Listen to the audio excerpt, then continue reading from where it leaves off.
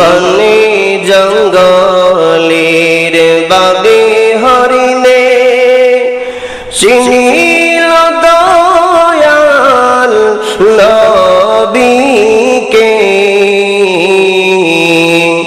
মানব হয়ে চিনলি না রে দুঃখ রইল মনেতে আল্লাহুম্মা সাল্লি সাইয়্যিদিনা মাওলানা মুহাম্মদ ওয়া আলা আলি সাইয়্যিদিনা মাওলানা আরশের নিচে সিজদায় পড়ে কান্দিন নবীজি যারে যার ও গো আল্লাহ মাফি করে দাও উম্মত আমার গুনাহগার আল্লাহুম্মা সাল্লি আলা সাইয়্যিদিনা মাওলানা মুহাম্মদ ওয়া আলা আলি সাইয়্যিদিনা মাওলানা সালাতুন ইয়া রাসূলুল্লাহ আলাইকুম সালামুন ইয়া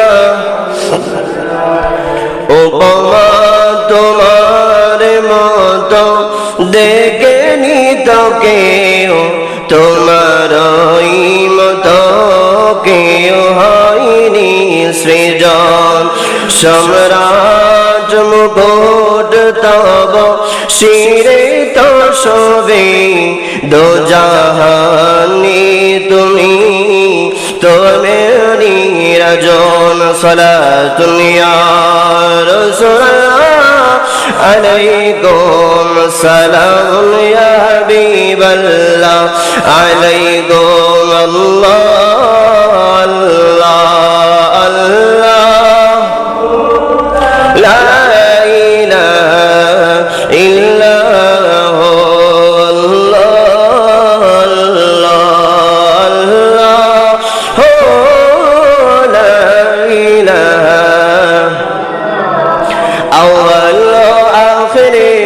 सब कुछ जाने देखे बैद करीब गैबों की खबरी देने वाला अल्लाह का प्यारा रसूल नबी जी अल्लाह अल्लाह अल्लाह ला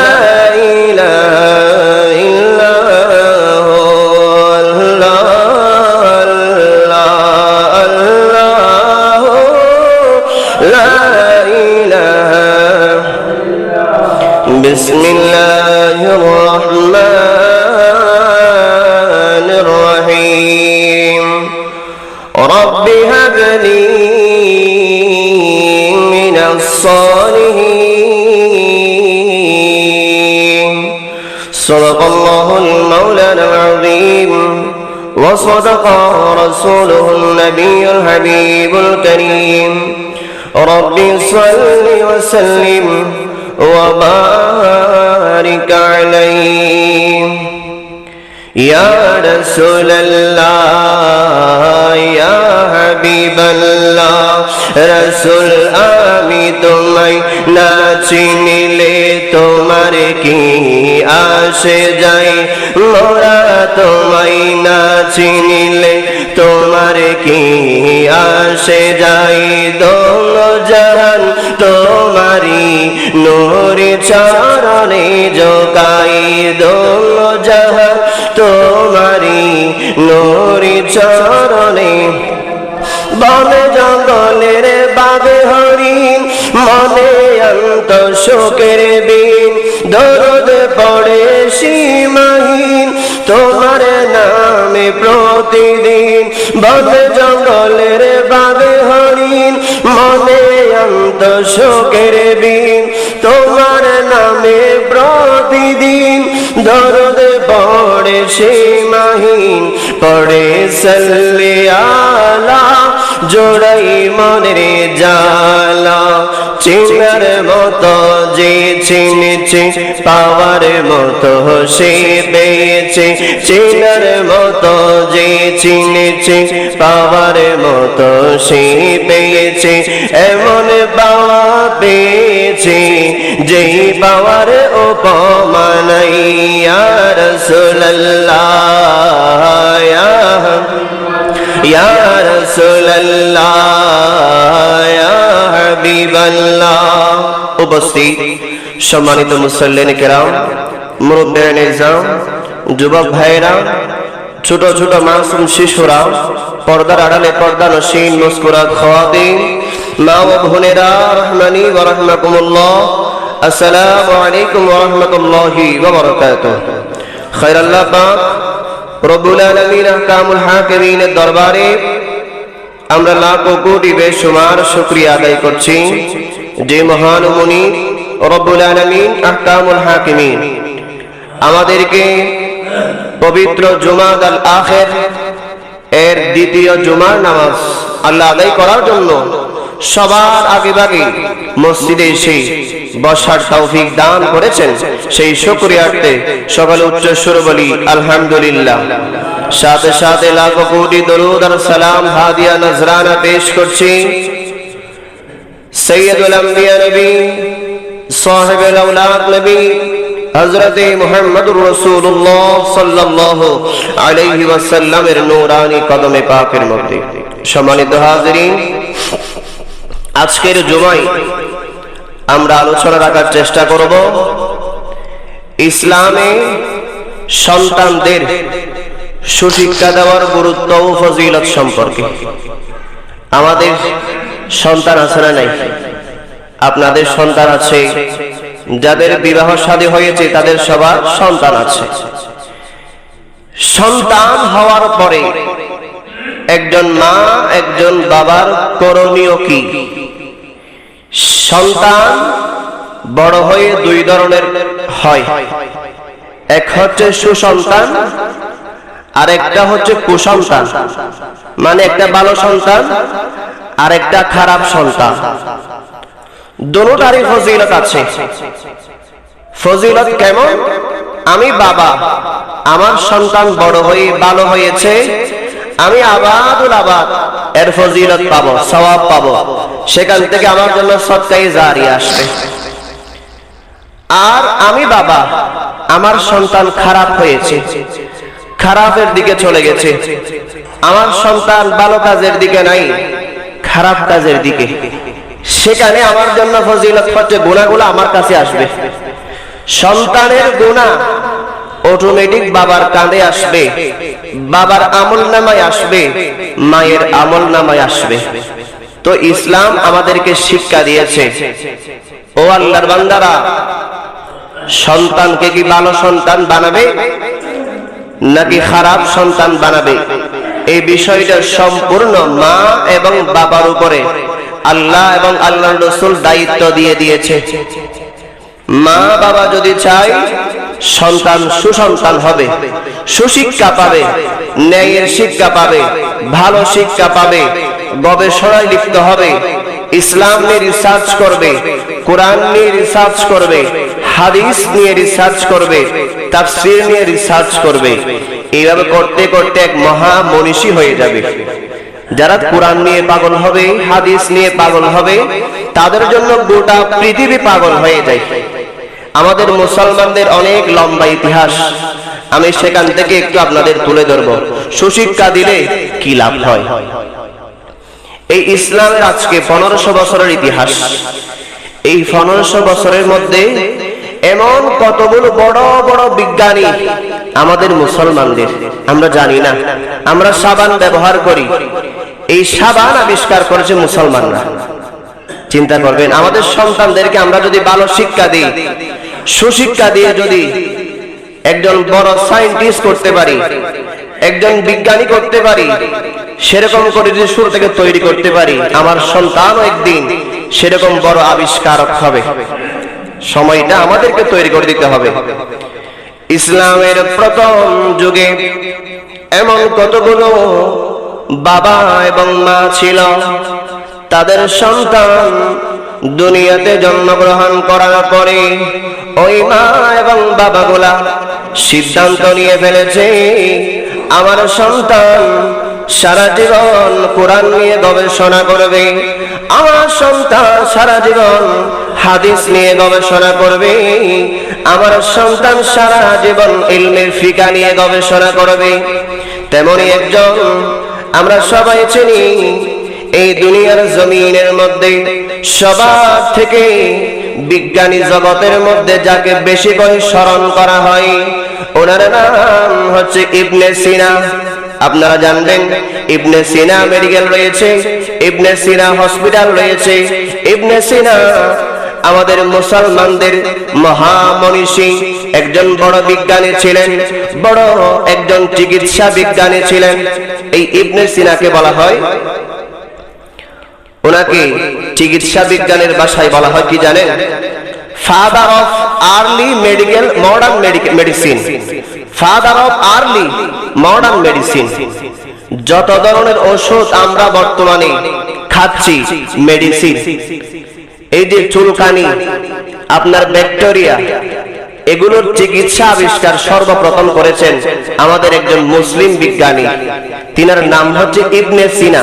নাম মনে রাখবেন। আমাদের ছেলে সন্তানগুলা আমাদের বড় বড় মহামনীষীদেরকে চিনেও না, নামও জানে না। আমাদের সন্তানরা আইনস্টাইন বললে চিনে, আমাদের সন্তানরা নিউটন বললে চিনে, আমাদের সন্তানরা অ্যারিস্টটল বললে চিনলে, কিন্তু আমাদের সন্তানরা ইবনে সিনা চিনে না।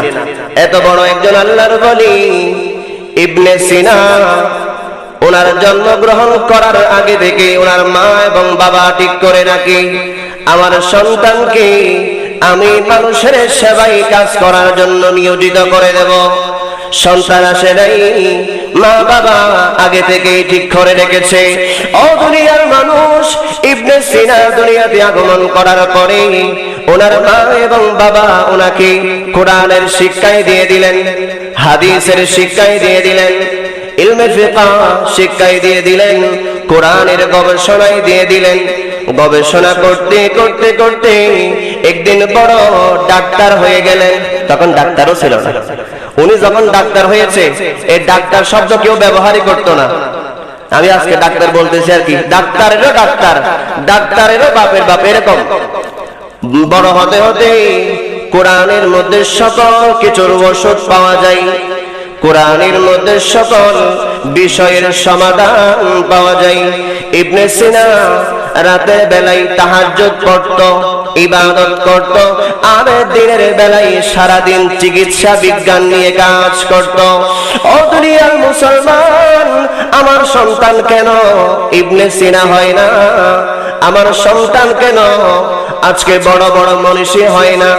আমরা অনেক পিছিয়ে পড়েছি মুসলমান, আজকে অনেক পিছিয়ে পড়েছে। ইবনে সিনা আবিষ্কার করতে লাগলেন, নতুন নতুন চিকিৎসা আবিষ্কার করতে লাগলেন। দুনিয়ার মানুষ চুলকানি হলে, অ্যালার্জি হলে কেমন করে চিকিৎসা দেওয়া যাবে, কেমন করলে ভালো হবে, এইভাবে তিনি চিকিৎসার উপরে বই লিখতে লাগলেন। একটা বই লিখেছেন, সে বইয়ের নাম হচ্ছে দ্য কানুন অফ মেডিসিন। আপনারা ইন্টারনেটে সার্চ করে দেখবেন, দ্য কানুন অফ মেডিসিন। এটা হচ্ছে চিকিৎসা বিজ্ঞানের বই। এই বই না পড়লে ডাক্তারই হওয়া যাবে না। তাহলে এই বইটা কে লিখেছেন? একজন মুসলমান। চিন্তা করেন তো, আমাদের মুসলমানদের বই পড়ে বিধর্মীরা চিকিৎসা করতেছে, আমাদের মুসলমানদের বই পড়ে পড়ে ডাক্তাররা ডাক্তারি করতেছে, অ্যালার্জির ওষুধ দিচ্ছে, বিভিন্ন চিকিৎসার ওষুধ দিচ্ছে। এটা এমন দামি বই, দ্য কানুন অফ মেডিসিন। এমন দামি বই, আগেকার সময় আমেরিকার মধ্যে এই বই পড়ানো হতো, আপনার জার্মানির মধ্যে পড়ানো হতো, আপনার বিভিন্ন দেশের মধ্যে এই বই পড়ানো হতো। তাহলে ওনার নামটা কি বলছিলাম? ইবনে সিনা। উনি ছিলেন মুসলমান, তার উপরে কোরআন নিয়ে গবেষক, কোরআন গবেষণা করতে করতে অনেক বড় চিকিৎসক হয়ে গেছেন। কিয়ামত পর্যন্ত যারা চিকিৎসা করবে, ডাক্তারি পেশায় আসবে, সবাই ইবনে সিনাকে এক বাক্যে স্মরণ করবে, ইবনে সিনাকে মানবে। ওনার নামে নামে বিভিন্ন জায়গার মধ্যে হসপিটাল আপনারা এখনো পাবেন। তাহলে কোরআন গবেষণা করে বড় ডাক্তার হয় নাই? হয়েছে কিনা? কোরআন গবেষণা করে শুধু ডাক্তার না, উনি তো ডাক্তারদেরও ডাক্তার। ওনাকে বলা হয় ফাদার অফ মেডিসিন, ডাক্তার বিষয়ের বাবা। এর চাইতে বড় উপাধি আমাদের মুসলমানদের জন্য আর কি? এখান থেকে আরেকজন আসেন, উনি আরো বড় বড় অবদান রেখেছেন, যার নাম স্মরণ না করলে নয়। ওনার বাড়ি হচ্ছে স্পেন। আমরা সবাই স্পেনের নাম শুনেছি। স্পেন নামে একটা দেশ আছে, ওই স্পেন নামক দেশের মধ্যে একজন বড় বিজ্ঞানী। আমাদের মুসলমান সারা জীবন কোরআনের খেদমত করতে করতে করতে ওই মানুষটা চিকিৎসা বিজ্ঞানের জন্য এত বড় অবদান রেখেছে, যা আজ পর্যন্ত আর কেউ রাখতে পারে নাই, কোন বিধর্মী রাখতে পারে নাই। ওই বিজ্ঞানীর নাম হচ্ছে আবুল কাসেম জাহরাবি, বাড়ি হচ্ছে স্পেনে। নামগুলা মনে রাখবেন, নামগুলা মনে রাখলেও ছেলেদের বলতে পারবেন, ও আমার সন্তান, আমরা মুসলমান, আমরা দুর্বল জাতি না। আমাদের পূর্বপুরুষ সবাই বড় বড় বিজ্ঞানী ছিল। আজকে আমাদের কপাল খারাপ, আমাদের ছেলেরা এই পথে যাচ্ছে না, গবেষণায় যাচ্ছে না, রিসার্চে যাচ্ছে না। আবুল কাসেম জাহরাবি, বাড়ি হচ্ছে স্পেনের মধ্যে। আজকে আমরা সবাই দাঁতের চিকিৎসা করি, একটু খেয়াল করবেন।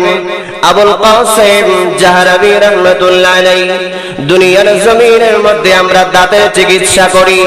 আবুল কাসেম জাহরাবি রাহমাতুল্লাহ আলাইহি দাঁতের চিকিৎসার উপরে এত বড় আপনার অধ্যায় রচনা করেছেন, কিতাব লিখেছেন। দুনিয়ার মানুষ আমি যন্ত্রগুলা সহ উনি অঙ্কন করে দিয়েছেন, কোন যন্ত্রের মাধ্যমে দাঁতের চিকিৎসা করা হবে, কোন ওষুধ দেয়া হবে, কোন দাঁতের সমস্যায় কিরকম চিকিৎসা করা হবে। আবুল কাসেম জাহরাবি রাহমাতুল্লাহ আলাইহি দাঁতের চিকিৎসার উপরে বড় ধরনের অবদান রেখে গেছেন। একটা দাঁতেরটা বললাম, এবার আসেন আমরা সিনার মধ্যে বাইপাস করি, একটু খেয়াল করবেন। বাইপাস করে না সিনার মধ্যে, সিনা বিভাগ করে ফেলা হয়। এই পদ্ধতি আগে ছিল না। আবুল কাসেম জাহরাবি রাহমাতুল্লাহ আলাইহি কোরআন গবেষণা করতে করতে কোরআনের মধ্যে তিনি দেখতে পেলেন ওয়া শিফাউল লিমা ফিস সুদূর ওয়া ইয়াশফি সুদূর কওমিন মুমিনিন ওয়া নুনাজ্জিলু মিনাল কোরআনি মা হুয়া শিফাউ ওয়া রাহমাতুল লিল মুমিনিন। ও দুনিয়ার মানুষ, আল্লাহ কোরআনকে সেবা করেছেন, আমরা আবিষ্কার করতে জানি নাই।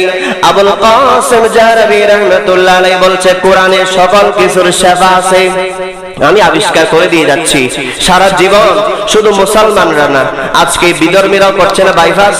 আবুল কাসেম জাহরাবি রাহমাতুল্লাহ আলাইহি ওনার কিতাবের মধ্যে এত সুন্দরভাবে বাইপাস কিভাবে করবে, কিভাবে সিনা দুভাগ করবে, কিভাবে অপারেশন করবে, কিভাবে করলে একজন মানুষকে বাইপাস করার পরেও সুস্থ রাখা যাবে, এই অবদান তিনি রেখে গিয়েছেন। এরপরে আসেন আবুল কাসেম জাহরাবি রাহমাতুল্লাহ আলাইহি আমরা কিডনির পাথর সরাই না অপারেশনের মাধ্যমে। কিডনির পাথর হলে আপনার কষ্ট অসহ্য হয়ে যাবে, আপনার প্রস্রাবের যন্ত্রণা থেকে শুরু করে অনেক সমস্যা। আবুল কাসেম জাহরাবি রাহমাতুল্লাহ আলাইহি কিতাব লিখেছেন আত-তাসরিফ। আজকে থেকে 1000 বছর পূর্বে আবুল কাসেম জাহরাবি রাহমাতুল্লাহ আলাইহি লিখছেন, ও দুনিয়ার মানুষ, কিভাবে আপনার কিডনির পাথর হলে পাথর সরানো যাবে, পাথরের চিকিৎসা কিভাবে করলে পাথর সরে যাবে। এরপরে আসেন আপনার মাথার মধ্যে কিভাবে অপারেশন করবে, মাথার টিউমার হয়, মাথার মধ্যে ব্রেনের মধ্যে টিউমার হলে কিভাবে চিকিৎসা করবে।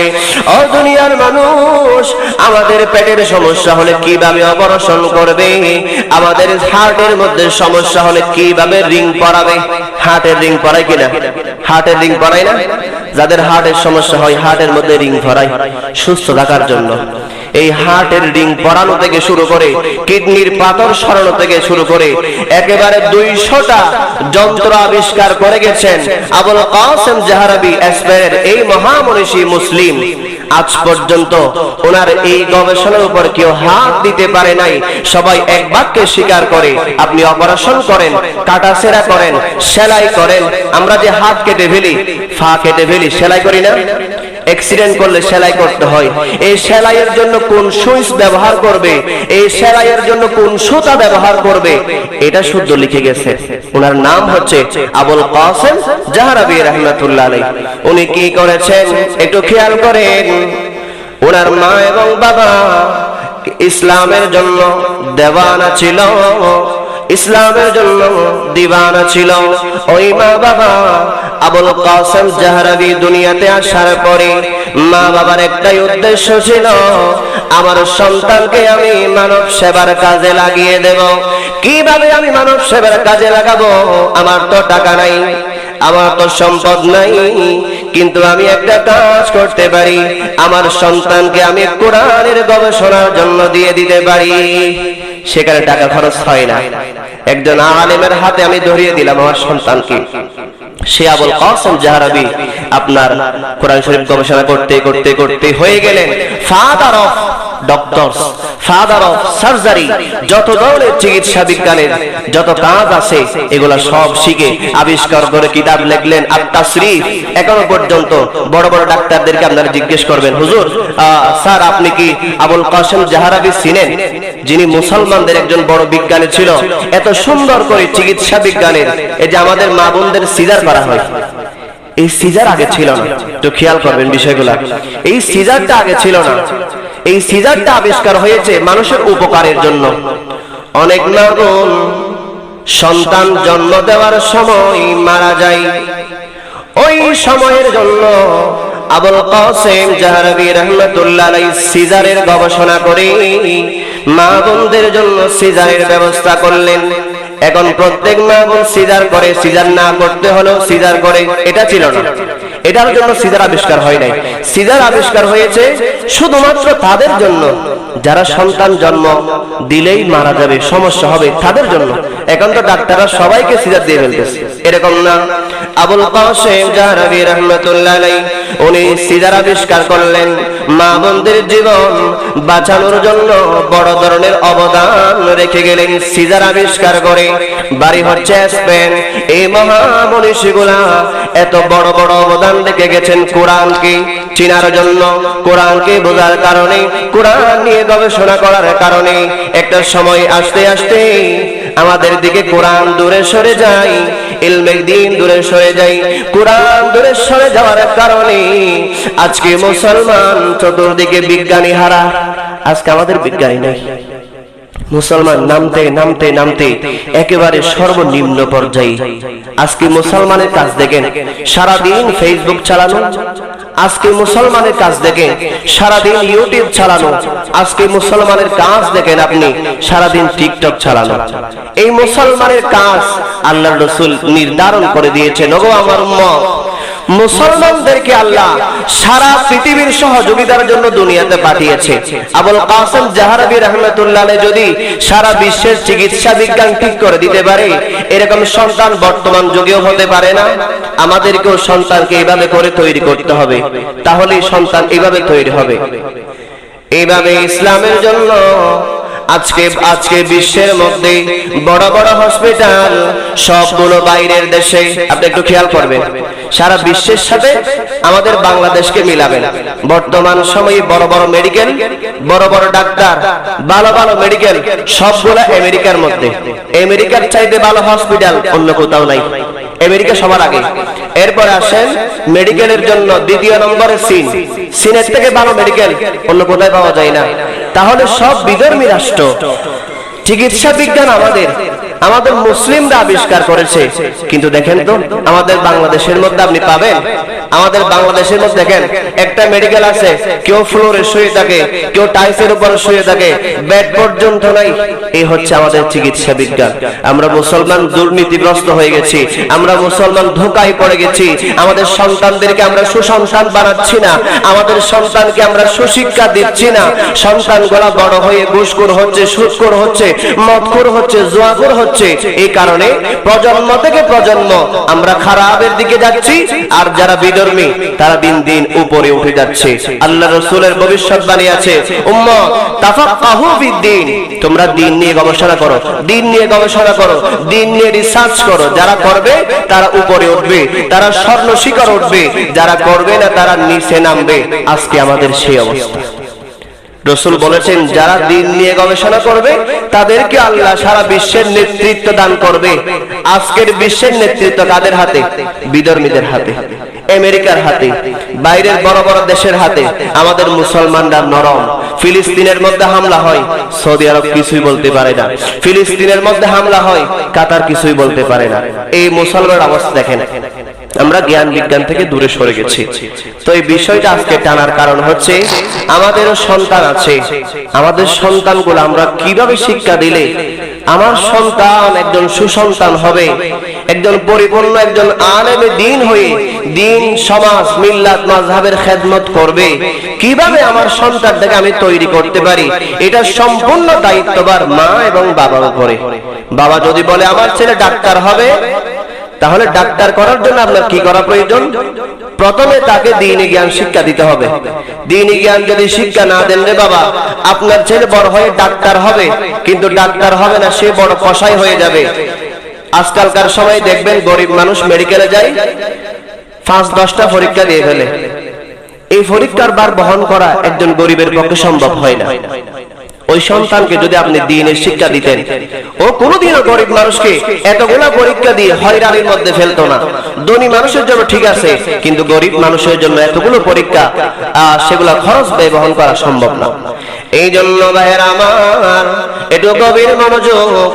আমার সন্তান আছে, আপনার সন্তান আছে, এখন ক্লাস 1-এ পড়ে, 2-তে পড়ে, 3-তে পড়ে, 6-এ পড়ে, 7, 8-এ পড়ে। ওই সন্তান এখনো আপনার হাতের মধ্যে আছে। ওই সন্তানকে আপনি একেবারে মনের মতো তৈরি করতে পারেন। কিভাবে তৈরি করতে পারেন? আপনার সন্তানকে যদি আপনি দ্বীনি জ্ঞানের মধ্যে ঢুকিয়ে দেন, আর যাই হোক, আপনার সন্তান কসাই হবে না, মানুষের ক্ষতির জন্য কাজ করবে না। ওই দ্বীনি জ্ঞানের কারণে তার ভিতরে একটু হলেও মনুষ্যত্ব কাজ করবে। সুবহানাল্লাহ, সালাতুল ইয়া রাসূলুল্লাহ, আলাইকুম সালামুন ইয়া। স্কুলের মধ্যে পড়ান, কলেজের মধ্যে পড়ান, অথবা মাদ্রাসায় পড়ান, দরসে নিজামিতে পড়ান, যেভাবে পড়ান না কেন তাকে ভালো মানুষ করতে হবে। অনেকে মাদ্রাসায় পড়েও খারাপ হয়ে যায়, আর অনেকে কলেজে পড়েও ভালো সন্তান হয়। ও দুনিয়ার মানুষ, সন্তানকে ভালো এবং খারাপের তফাৎ বোঝাতে হবে, হালাল এবং হারামের তফাৎ বোঝাতে হবে। ওগো সন্তান, এগুলা হারাম করা যাবে না, এগুলা হালাল, এগুলাই করতে হবে। এগুলা না জায়েজ, এগুলা করতে পারবে না। এগুলা আল্লাহ জায়েজ করেছেন, এগুলাই করতে হবে। এইভাবে আপনি যদি সন্তানকে তৈরি করতে পারেন, ওই সন্তান আপনি মারা যাওয়ার পরেও আপনার কবরে সওয়াব পৌঁছাবে। জোরে বলুন সুবহানাল্লাহ। সন্তান রেখে যাবেন, এটা সন্তান থাকবে না, এটা স্বর্ণ হয়ে যাবে, স্বর্ণ। সন্তানকে যদি আপনি মানুষের মতো মানুষ করতে পারেন, মানুষের মতো মানুষ করতে পারেন, ওই সন্তান আপনি মারা যাওয়ার পরে আপনার জন্য সদকায়ে জারিয়ার উপলব্ধ হবে। জোরে বলুন সুবহানাল্লাহ। এক সন্তানের কারণে কবরে গুনাহ যাবে, আরেক সন্তানের কারণে কবরে সওয়াব যাবে। এখন আমার সন্তানের কারণে আমার কবর কি যাবে, এটা আমার এখনই সিদ্ধান্ত নেওয়া প্রয়োজন। আমার সন্তানের কারণে যদি আমার কবরে গুনাহ যায়, এই বিষয়টা কি ভালো হবে? খারাপ হবে। এই জন্য আমার ভাইয়েরা, আমি আজকের এই সময় এই বিষয়টা আনলাম শুধুমাত্র আমাদের সন্তানদের জন্য। একটু খেয়াল করবেন, ছেলেরা যখন পড়তে পড়তে ইন্টার পড়ে ফেলে, ইন্টার মানে 12 ক্লাস, মাদ্রাসায় বলা হয় আলিম। এই 12 ক্লাস পড়ার আগ পর্যন্ত একটা সন্তানকে আপনি ভিডিও মোবাইল দিতে পারবেন না বর্তমানে সময়ে। যদি আপনি ইন্টার পড়ার আগে একটা সন্তানকে আপনি ভিডিও মোবাইল দিয়ে দেন, ওই সন্তান যে কোনো ভাবে হলেও ও খারাপের দিকে পা দিয়ে ফেলবে। তো বোটা কে করেছে? বাবা হিসেবে আমি করেছি, মা হিসেবে আমি করেছি। ইন্টার পড়ার পরে এক ছেলেদের মধ্যে একটা মাথার মধ্যে চেঞ্জ চলে আসে, তখন আর মেয়েদের দিকে মন যায় না। ওই সময় তার ভবিষ্যতের চিন্তা চলে আসে, আমার ভবিষ্যৎ কি হবে, আমি কি করব, আমার সার্টিফিকেটের পয়েন্ট কত আসবে। বর্তমান সময়ে প্লাস না হলে ভালো চাকরিও পাওয়া যায় না, 4 পয়েন্টের উপরে পয়েন্ট না হলে চাকরিও পাওয়া যায় না। তাহলে আজকের এই সময় এসে আমি কি করতে পারি? তখন সেই চিন্তা মাথায় চলে আসবে, তখন সে জিন্দেগি তো খারাপ পথে পা দিবে না। এই জন্য এই বিষয়টা মাথায় রাখবেন। এবার আসেন, আমার ছেলেকে আমি কিভাবে পড়াতে পারি? বর্তমানে এই সময়ে মাদ্রাসা একটা লেভেল আছে, আলিয়া মাদ্রাসা। আলিয়া মাদ্রাসার মধ্যে কামিল পর্যন্ত পড়ানো হয়। কামিল বলতে আপনার কয় ক্লাস? 12, 5, মোট 17 ক্লাস, মোট 17 বছরের পড়ালেখা, একাডেমিক পড়ালেখা। এই 17 বছর আপনার ছেলে কিভাবে পড়বে? বর্তমান সময়ে মাদ্রাসায় পড়ে, কামিল পড়ে আপনি বিসিএস পরীক্ষা দিতে পারবেন, আপনি বিসিএস ক্যাডার হতে পারবেন, আপনি বিসিএস এর চাকরি করতে পারবেন। আবার স্কুলে পড়ে আপনি মাস্টার্স দিয়ে বিসিএস এর চাকরি করতে পারবেন, বিসিএস ক্যাডার হতে পারবেন। তাহলে স্কুলের কলেজের মাস্টার্স আর মাদ্রাসার কামিল সমান। মাদ্রাসায় পড়লে লাভটা কি?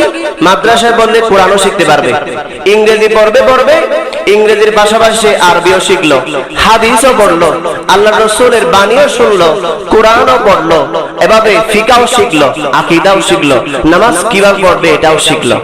অনেক স্কুলের ছাত্র আছে ক্লাস 10 পড়ার পরেও সূরা ইখলাস শরীফ জানে না, ইখলাস বললেই জানে না। সূরা ইখলাস নাম বলার পরে কুল হুয়াল্লাহ বলতে হয়, না হলে বুঝতেই পারে না যে এটা সূরা ইখলাস কোনটা। তাহলে বিষয়টা আমরা মুসলমান হিসেবে কতটা আমাদের অধপতন হচ্ছে। আমার সন্তান সূরা ইখলাস জানে না, এটা আমাদের জন্য বড় হলে বড় ধরনের কষ্টের সম্মুখীন করাবে। সারা বিশ্বের মধ্যে মুসলমান জাতি ছোট হয়ে থাকবে, ছোট হয়ে থাকবে। আজকে আমার সন্তান পারে নাই, কালকে তার সন্তানের সন্তানও পারবে না। বাবা ভরে নাই, ছেলে ভরবে, এরকম হয়ে যাবে। হতে হতে হতে দেখবেন আমরা মুসলমান দিন দিন অধপতনের দিকে যাচ্ছি। তাই আমার ভাইয়েরা অনুরোধ থাকবে, সন্তানকে মাদ্রাসায় ভর্তি করান, তার উপরে সুন্নি মাদ্রাসায় ভর্তি করাবেন। সুন্নি যেগুলা মাদ্রাসা আছে সেগুলাতেও আলিয়া মাদ্রাসা কামিল পর্যন্ত আছে। বর্তমান সময়ে দরসে নিজামি বের হয়েছে। দরসে নিজামি মানে কি জানেন? এখানে যদি 1 বছর পরে আপনার নাহু সরফ থেকে শুরু করে এমন কোনো জ্ঞান বাকি থাকবে না, সে বুঝবে না। 1 বছর পড়ার পরে দেখবেন ছেলের পরিবর্তন আসতেছে। 6 বছরের কোর্স, ক্লাস 6 থেকে শুরু করে ইন্টার পর্যন্ত দরসে নিজামি 6 বছরের কোর্স। এই 6 বছর পড়ার পরে ওই সন্তানটা মোটামুটি হুজুর হয়ে গেছে, অর্ধেকেরও বেশি হুজুর হয়ে গেছে, এবং সে নিজে নিজে কোরআন তাফসীর করতে পারবে, সে নিজে নিজে হাদিস বুঝতে পারবে, এমন হয়ে যাবে। তা আপনি এতটুকু পড়ানোর পরে আপনি চাইলে ইউনিভার্সিটিতে ভর্তি করাতে পারেন। চট্টগ্রাম বিশ্ববিদ্যালয়, ঢাকা বিশ্ববিদ্যালয়, আপনার চট্টগ্রাম প্রকৌশল বিশ্ববিদ্যালয়, ঢাকা প্রকৌশল বিশ্ববিদ্যালয়, এগুলোতে ভর্তি করিয়ে আপনি চাইলে আপনার ছেলেকে ডাক্তার বানাতে পারেন। সুযোগ আছে না নাই? মাদ্রাসায় পড়ানোর পরেও আপনার সুযোগ আছে। মাদ্রাসার মধ্যে এখন সায়েন্স আছে। আমাদের চট্টগ্রাম জামিয়া আহমদিয়া সুন্নিয়া আলিয়া, এরকম সুবহানিয়া আলিয়া কামিল মাদ্রাসা, ফয়জুল বাড়ি মাদ্রাসা, তারপরে আপনার ঢাকা কাদরিয়া মাদ্রাসা, এগুলোর মধ্যে সায়েন্স আছে। ক্লাস 9 থেকে শুরু হয় সায়েন্স। সায়েন্স নিলে ডাক্তার হতে পারবে, সায়েন্স নিলে বিজ্ঞানী হতে পারবে, সায়েন্স নিলে যেগুলা চিকিৎসা বিজ্ঞান এগুলার কাজ করতে পারবে। তো আমাদের সন্তানরা ডাক্তার হওয়ারও দরকার আছে না নাই? যাদের সামর্থ্য আছে, টাকা পয়সাও লাগবে, যাদের সামর্থ্য আছে এখন থেকে আমার সন্তানকে আমি ডাক্তার পড়াবো, ক্লাস 9 থেকে আমি শুরু করে একেবারে ডাক্তার পড়ানো পর্যন্ত আমি মাদ্রাসায় পড়াবো, আমার সন্তানকে আমি ডাক্তারও বানাবো। এইভাবে যদি পড়ান আপনার ছেলে ডাক্তার হবে না, আপনার ছেলে স্বর্ণ খনি হবে, স্বর্ণের খনি। আমি এমন একজন ডাক্তারের খবর জানি, যে তার মা বলেছে ও আমার সন্তান প্রত্যেকদিন রোগী দেখবা, টাকা নেবা, ঠিক আছে, কিন্তু সপ্তাহে একটা দিন তুমি রাখবে যেদিন কোনো টাকা নেবে না, মানুষকে তুমি ফ্রি চিকিৎসা করাবে, মানুষের থেকে একটা টাকাও নেবে না। কোন দিন? শুক্রবারের দিন। তোমার গ্রামের মানুষ যেন তোমার থেকে সুফল পায়, তোমাদের থেকে যেন লাভ পায়, মানুষের যেন উপকার হয়। ওই সন্তান এখনো পর্যন্ত শুক্রবারের দিন ফ্রি চিকিৎসা করে, একটা টাকাও নেই না। তো এরকম সন্তান আমাদেরও বানানোর দরকার আছে না নাই? আমাদের গ্রাম, এটা গ্রাম থাকবে না, এটা আলোকিত হয়ে যাবে। এরকম 5টা সন্তান যদি তৈরি করতে পারবেন, একটা উকিল তৈরি করতে পারলে, বড় উকিল, আপনার গ্রামের মধ্যে বড় একটা উকিল তৈরি করেছেন, যে মাদ্রাসায় পড়েছে এবং একজন ধার্মিক মানুষ, কোরআন হাদিস বুঝে এমন মানুষকে আপনি উকিল বানিয়েছেন।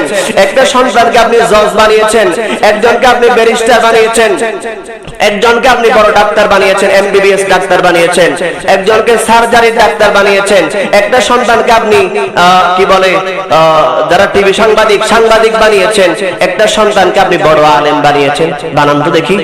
এলাকাটাকে এটা তো স্বর্ণ হয়ে যাবে, এলাকাটা দামি হয়ে যাবে, সকল এলাকার মানুষ আসবে ওই এলাকায়, ওই উকিলের বাড়িতে, ওই জজের বাড়িতে, ওই সাংবাদিকের বাড়িতে, ওই হুজুরের বাড়িতে। এইভাবে যদি পরিকল্পনা করি সন্তানকে যদি পড়ালেখা করান, এক একটা সন্তান আমাদের জন্য পরকালের জন্য নাজাতের ওসিলা হবে। জোরে বলুন সুবহানাল্লাহ। সালাতুন ইয়া রাসূলুল্লাহ আলাইকুম সালামুন ইয়া হাসবি রব্বি জাল্লাল্লাহ মা ফি কলবি গায়রুল্লাহ নূরে মুহাম্মদ ইলাহা ইল্লাল্লাহ লা ইলাহা ইল্লাল্লাহ লা ইলাহা। প্রিয় হাজরিন, আল্লাহ বলেন ইয়া আইয়ুহাল্লাযীনা আমানু, ওহে আমার ঈমানদার বান্দারা, কু আনফুসাকুম ওয়া আহলিকুম নারা, ওগো আমার ঈমানদার বান্দারা, তোমরা নিজে বাঁচো জাহান্নামের আগুন থেকে, এবং তোমাদের সন্তান এবং পরিবারকেও তোমরা জাহান্নামের আগুন থেকে বাঁচাও। সুবহানাল্লাহ। জাহান্নামের আগুন থেকে নিজে বাঁচো, সন্তানকেও বাঁচাও, পরিবারকেও বাঁচাও। মুফাসসিরিনে কেরাম বলেন, এখানে ব্যাখ্যা করতে গিয়ে বলেন, সন্তানদেরকে জাহান্নামের আগুন থেকে বাঁচানোর মানে তাদেরকে সুশিক্ষা দেওয়া, সুশিক্ষা দেওয়া, উত্তম জ্ঞান শিক্ষা দেওয়া, যে কারণে সন্তান কোনোদিন খারাপের দিকে যাবে না। আপনার সন্তান সব সময় ভালো কাজের উপরে থাকবে। আর সন্তান যদি ভালো হয়, নামাজ পড়ে, রোজা রাখে, হজ করে, মানব সেবা করে, হারাম থেকে দূরে থাকে, হালাল কাজ করে যদি সন্তান সারা জীবন অতিবাহিত করে, আমার নবী বলেন, মুসলিম শরীফের হাদিস, আওয়ালাদুন সালিহুন ইয়াদউ লাহু, ওই সন্তান যতদিন দুনিয়াতে বেঁচে থাকবে, আল্লাহ আমার আপনার কবরে সারাদিন সওয়াব অনবরত পাঠাবে। সুবহানাল্লাহ। আমি গুনাহগার হলেও আমার সন্তানের কারণে আমার কবরে রাত দিন সওয়াব আসবে। যে কবরে রাত দিন সওয়াব যায়, সে কবরটা জান্নাতি হয়ে যাবে না? দেখেন তো, যে কবরে রাত দিন সওয়াব যাবে, সে কবরটা কি জাহান্নামী হবে নাকি জান্নাতি হবে? জান্নাতি হবে। সিদ্ধান্ত আমাদের নিতে হবে সন্তানকে আমরা কিভাবে লালন পালন করব। এবার আসেন, ওগো দুনিয়ার মানুষ, আল্লাহর রাসূল সাল্লাল্লাহু আলাইহি ওয়াসাল্লাম কিভাবে দুনিয়াতে একজন স্বামী স্ত্রী বিবাহ হওয়ার পরে তাদের বড় আকাঙ্ক্ষা হচ্ছে আমাদের একটা সন্তান হবে। নতুন স্বামী এবং স্ত্রীর প্রথম লক্ষ্য থাকে আল্লাহ যেন আমাদেরকে একজন নেককার সন্তান দান করে। এই জন্য আল্লাহ বলেছেন, ও আমার বান্দারা, তোমরা আমি আল্লাহর কাছে রাতের সময়ে নামাজ পড়ে পড়ে দোয়া করো, আমি আল্লাহ তোমাদেরকে খালি হাতে রাখবো না, আমি তোমাদেরকে উত্তম উত্তম সন্তান দান করবো। সুবহানাল্লাহ। এর প্রমাণ দেখেন, হযরত ইব্রাহিম আলাইহিস সালাম বড় একজন নবী ছিলেন, একজন রাসূল ছিলেন। ইব্রাহিম আলাইহিস সালাম 80 বছর বয়সে, একটু খেয়াল করবেন, 80 বছর বয়স, সন্তান হয় নাই। আল্লাহর কাছে রাতের বেলায় নামাজ পড়ে দোয়া করলেন, আইবার ইলাহি, ওগো রব্বুল আলামিন, আহকামুল হাকিমিন রব্বি হাবলি মিনাস সালিহিন। ওগো আল্লাহ, আমাকে একজন নেককার সন্তান দাও, উত্তম সন্তান দাও। 80 বছর হয়ে গেল, একটা সন্তানও নাই। আল্লাহ, আপনি আমাকে এমন একজন সন্তান দান করুন যাকে সারা পৃথিবীর মানুষ এক নামে ঈমানদার মুমিন বান্দা হিসেবে চিনে নেবে। জোরে বলুন সুবহানাল্লাহ। এই দোয়া করার পরে আল্লাহ হযরত ইসমাঈল আলাইহিস সালামকে দান করেছেন। সবাই চিনে কিনা? ইসমাঈল আলাইহিস সালামকে সবাই চিনে কিনা? তো দোয়াটা করেছেন কি? বাবা। এই দোয়া আমাদের করতে হবে, বাবাদেরকে করতে হবে, মাদেরকে করতে হবে। রব্বি হাবলি মিনাস সালিহিন। ওগো আল্লাহ, আপনি আমাদেরকে সুসন্তান দান করুন, উত্তম সন্তান দান করুন। এরপর আসেন হযরত জাকারিয়া আলাইহিস সালাম, আরেকজন বড় নবী। সব সময় রাতের বেলা দোয়া করতেন, ওগো আল্লাহ, জীবনের এতটা সময় কাটিয়ে দেওয়ার পরেও একটা সন্তান আমার নাই। ও আল্লাহ, আইবার ইলাহি, আপনার কাছে ফরিয়াদ জানাচ্ছি কাকুতুই মিনতি করে, আল্লাহ আমাদের ঘরকে আপনি খালি রাখিয়েন না। আপনি আমাদের ঘরের মধ্যে এমন একটা সন্তান দান করুন। কোরআনুল কারীম সূরা ইমরান আয়াত নম্বর 38। আল্লাহ বলেন, রব্বি হাবলি মিন লাদুনকা যুররিয়াতান তাইয়্যিবাহ। ইমরান আলাইহিস সালাম ও জাকারিয়া আলাইহিস সালাম দোয়া করলেন, ও আল্লাহ, আমাকে আপনি একজন উত্তম সন্তান দান করুন, যে সন্তান দুনিয়াতে আসার পরে দুনিয়ার মানুষের জন্য কল্যাণের কাজ করবে। জোরে বলুন সুবহানাল্লাহ। দোয়া করার পদ্ধতি দেখছেন? আল্লাহ, আমাকে আপনি এমন একটা সন্তান দান করুন যে দুনিয়াতে এসে মানুষের কল্যাণের জন্য কাজ করবে, মানুষের ভালোর জন্য কাজ করবে। আল্লাহ দোয়া কবুল করেছেন, সন্তান দিয়েছেন হযরত ইমরান আলাইহিস সালাম। এইভাবে আল্লাহ আমাদেরকে শিখিয়ে দিয়েছেন, এইভাবে যদি একটা সন্তান আপনি দুনিয়াতে আনতে পারেন তাহলে আমার আপনার জন্য কি হবে দেখেন। তাফসীরে কারীম, তাফসীরের কিতাবের মধ্যে আসতেছে, আমাদেরও সন্তান আছে, আপনারও সন্তান আছে।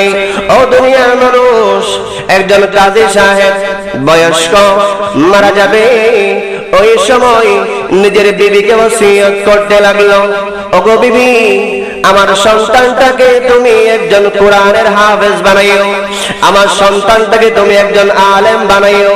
শুধু আলেম নয়, আমার সন্তানকে তুমি গবেষক বানাইও। গবেষক, যারা গবেষণা করে দিন নিয়ে, ইসলাম নিয়ে, ধর্ম নিয়ে। ও আমার বিবি, আমার ওসিয়তটা তুমি পূরণ করিও। ওসিয়ত করলে কিছুদিনের মধ্যে মারা গেলেন। বিবির সেই কথাটা মনে আছে। বিবি সন্তানটা 6 বছর হওয়ার পর থেকে ওই বিবি সন্তানটাকে নিয়ে গিয়ে একটা মাদ্রাসায় ভর্তি করিয়ে দিলেন। তৎকালীন সময়ের মাদ্রাসা আজকের সময়ের মাদ্রাসা থেকে আগের যুগের মাদ্রাসা কোটি কোটি গুণ উত্তম ছিল। কেন জানেন?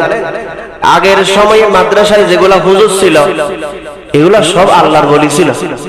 বেশ কম করে দেখেন, আজকের মাদ্রাসা আর আগের যুগের মাদ্রাসার পার্থক্য হচ্ছে হুজুর। আগের যেগুলা হুজুর ছিল বড় বড় আল্লাহর ওলি ছিল, ওনাদের কাছে গেলে বড় বড় জ্ঞানী বের হতো, বড় বড় আলেম বের হতো। ফুরকানিয়া মাদ্রাসার হুজুর বড় বুজুর্গ ব্যক্তি, বড় আবেদ ব্যক্তি, ওনার কাছে নিয়ে যাওয়া হলো। হুজুর, কাজী সাহেব আমাকে ওসিয়ত করেছে আমার সন্তানটাকে যেন আমি একজন কোরআনের হাফেজ বানাই। শুধু হাফেজ নয়, যেন কোরআনের গবেষক বানাই, কোরআন রিসার্চ করবে, হাদিস রিসার্চ করবে, একজন বড় আলেম হবে, একজন বড় বিজ্ঞানী হবে আমার সন্তান। হুজুর মাদ্রাসায় শুরু করলেন, আউযু বিল্লাহি মিনাশ শাইতানির রাজীম, বিসমিল্লাহির রাহমানির রহিম। তাফসীরের মধ্যে আসতেছে, ওই সন্তান যখন আউযু বিল্লাহ পড়ল, বিসমিল্লাহ পড়ল, তার বাবা কোথায়? কবরে না? বাবা কোথায়? কবরে। সন্তান আছে, মা আছে। সন্তান ফুরকানিয়া মাদ্রাসায় গিয়ে আউযু বিল্লাহ আর বিসমিল্লাহ, দুইটা লাইন পড়েছে, দুইটা বাক্য বলেছে। আল্লাহ দেরি নাই, তার বাবার কবরের মধ্যে হযরতে একজন ফেরেশতা পাঠিয়ে দিলেন। ও আমার ফেরেশতা, তার সন্তান আমি আল্লাহর নাম নেই, তার সন্তান আমি রহমানুর রহিমের নাম নেই, আর ওই বান্দার কবরে আযাব চলতে পারে না, আযাব চলতে পারে না। তাড়াতাড়ি যাও, জান্নাতের সমস্ত নিয়ামত তার কবরের মধ্যে ফিটিং করে দাও। সুবহানাল্লাহ। আযাব বন্ধ করে দাও, আযাব বন্ধ করে দাও। ওই থেকে যতদিন সন্তানটা কোরআন রিসার্চ করেছে, গবেষণা করেছে, সুসন্তান হয়ে যতদিন বেঁচে ছিল, ওই বাবার কবরে আর আযাব হয় নাই। বাবাকে আল্লাহ জান্নাতের বাসিন্দা হিসেবে কবুল করেছে। উচ্চ সুরে বলুন সুবহানাল্লাহ। আমাদের কবরও আল্লাহ এরকম জান্নাত করে দেবে। জান্নাতকে প্রশ্ন করা হলো, জান্নাতের ফেরেশতা বলছে মালিক, উনি বলছে ও জাহান্নাম, তুমি এই বান্দাটাকে আগুনে জ্বালাচ্ছ না কেন? জাহান্নাম বলবে আমি তাকে আগুনে জ্বালাতে পারবো না, কারণ কি? এই বান্দা জীবনে একবার হলেও মুখে জবান দিয়ে লা ইলাহা ইল্লাল্লাহু মুহাম্মাদুর রাসূলুল্লাহ এই কালিমা শরীফ তেলাওয়াত করেছে। যে বান্দা দুনিয়ার জমিনে কালিমা শরীফ পড়ে আল্লাহ এক মনে প্রাণে বিশ্বাস করেছে, আমার রাসূলের উপরে বিশ্বাস করেছে, আমি জাহান্নামের কোনো শক্তি নাই তাকে জ্বালানোর জন্য। তো যে সন্তান, যে বাবার সন্তান আলেম হবে, হক্কানি রব্বানি আলেম হবে, বড় গবেষক হবে, রিসার্চার হবে, তার বাবার তাকে তো বাবাকে সম্মান করেই জান্নাতে নিয়ে যাবে, ঠিক কি না? তো আল্লাহ আমাদেরকে সেই বিষয়টা বুঝে আমাদের জীবন পরিবর্তন করার তৌফিক দান করুন। সিদ্ধান্ত নিয়ে নেবেন, আমাদের এখন জানুয়ারি মাস আসতেছে, আমাদের সন্তানদেরকে আপনারা 5টা বছর হলেও আপনি বিজ্ঞানী বানান, ডাক্তার বানান, ব্যাংকের চাকরি করো, আপনার সন্তান সাংবাদিক হোক, যে কোনো কিছু হোক, আপনি অন্ততপক্ষে 5 বছরের জন্য হলেও সন্তানকে মাদ্রাসায় পড়াবেন। আমাদের জামিয়া আহমদিয়া সুন্নিয়া আলিয়া, ওইদিকে আল আমিন বারিয়া কামিল মাদ্রাসা, এদিকে ফয়জুল বারি মাদ্রাসা, শাহজাহান আউলিয়া মাদ্রাসা, এদিকে চারপেড়া আউলিয়া মাদ্রাসা, ওইদিকে বারোখাইন জুমহুরিয়া মাদ্রাসা। এই মাদ্রাসাগুলো কিতাবের জন্য ভালো, ভালো কিতাব পড়ায়, ভালো কিতাব পড়ায়। এগুলোর পাশে দেখেন চট্টগ্রাম জামিয়ার পাশে তাজুস শরিয়া দরসে নেজামি মাদ্রাসা, খেয়াল করবেন না, তাজুস শরিয়া দরসে নেজামি মাদ্রাসা। দরসে নেজামিতে দিলেন আপনার সন্তান আলেম হয়ে বের হবে কেন থেকে? কিতাব বুঝবে এরকম, এরকম না যে মাঠে ময়দানে বের হয়ে গেল, কিতাব বুঝে না, কিতাব পড়তে পারে না, এরকম না। দরসে নেজামি তাজুস শরিয়াতে আছে, তারপরে আলামিন বারিয়াতেও দরসে নেজামি আছে, আমাদের জামিয়াতেও দরসে নেজামি। দরসে নেজামি একটা মাদ্রাসার নাম আর কি, দরসে নেজামি মাদ্রাসা।